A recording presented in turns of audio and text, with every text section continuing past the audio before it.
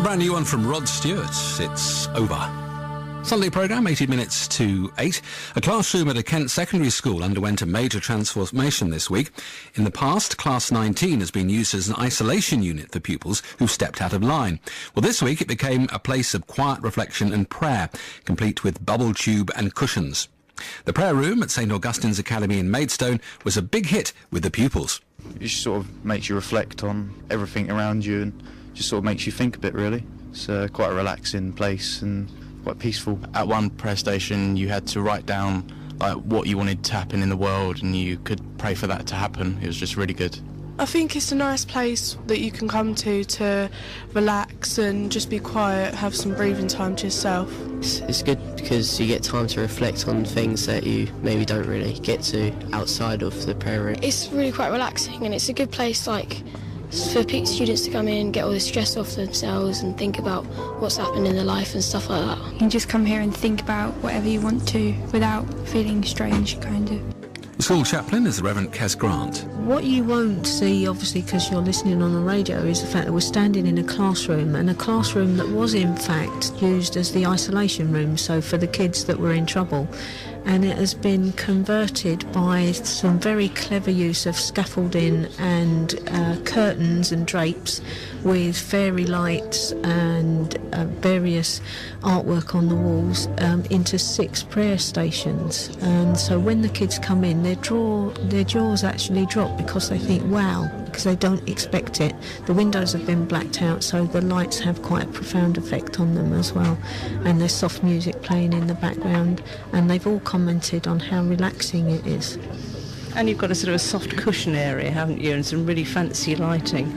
Yeah, there's one more curtained off space which has got a large bubble tube in it. The lights change, there's water that bubbles, and the prayer station in there just says to be still. So it doesn't tell them what to think about, it just says be still, and there's a few breathing exercises. There's cushions scattered around the floor. And what's astounded me this week is how many tears that space has brought up. And I think in schools, kids are very busy and we don't give them time to just stop and think. And when they do be still, there's stuff that's just underneath the surface that suddenly comes more to the fore. And so I've been doing a lot of collecting tears and a lot of TLC work with, amazingly, a lot of the boys, which has really surprised me, actually. But that's good, because we're not introducing something that's not there. We're just giving them space to recognise what is there, and then now it's my job to deal with what they've told me and hold that as precious and help them come through it. What's the reaction of children when they're coming in? What do they say? Many of them say they didn't know what to think. One of them said, I thought it was going to be weird, but it weren't, it's quite cool. One of the lads who spent a lot of time in here when it was an isolation room, and he's a bit of a lad, and he said to me, we should have this all the time. I said, oh yeah, why is that? Why should we have it all the time? And he said, because we all need space to just think about what we've done wrong and maybe try and put it right. I thought, wow, I really didn't expect that. And the other prayer stations, there's one that says, if you could ask just one question of God, what would it be? Because the theme this week in the school is living with questions, so all the prayer stations are set up based on questions. So if you could ask just one question of God, what would it be? And Sally, if I asked you to read some of those questions that they've put up there, I'd need to give you tissues to get to the end of it, because it's very moving what some of them have written. Why has my dad left me? Why did my nan die?